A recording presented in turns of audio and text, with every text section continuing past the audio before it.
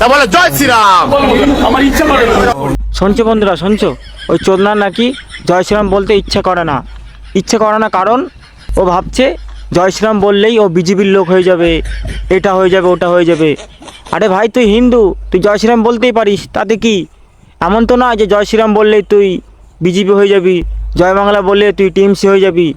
নিঃসন্দেহে তুই ঠিক কথা বলেছিস। পাড়া কোথায় লেখা আছে? না মানে কেমন এই চোদনা, কেমন? ও পাড়া হিন্দু ঘরের ছেলে জয় শ্রীরাম বলতেই পারবে, এমন কি পাড়া বললে? তোর কি দোকান বন্ধ হয়ে যাবে নাকি জয় শ্রীরাম বললে? পাড়া কথা কি ক্লিয়ার না ভেজাল আছে? 133 কোটি দেব দেবতা আছে, তার মধ্যে সবাইকে যে ভালোবাসতে হবে তা তো না। এই যে মহাচুদির ভাই রাজু, তোকে কে বলেছে বলতো যে 133 কোটি দেব দেবতা আছে আমাদের হিন্দু ধর্মে? কে বলেছে বলতো? তুই বাড়া আসলে হিন্দু তো? আমার তো এখন সন্দেহ হচ্ছে বাড়া। 133 কোটি নাকি দেব দেবতা আছে আমাদের হিন্দু ধর্মে। 133 কোটিও নয়, 33 কোটিও নয়, 33 প্রকারের দেব দেবতা আছে আমাদের হিন্দু ধর্মে। আর তুই বাংলাদেশ পাকিস্তানকে ভালোবাসতে পারিস, আমাদের তোর নিজের হিন্দু ধর্মের দেব দেবতাকে ভালোবাসতে পারিস না? নাম নিতে পারবি না? তোর লজ্জা লাগে চুদির ভাই? কথা কি ক্লিয়ার না ভেজাল আছে? জয় বাংলা। দেখছো বন্ধুরা কেমন চোদনাও?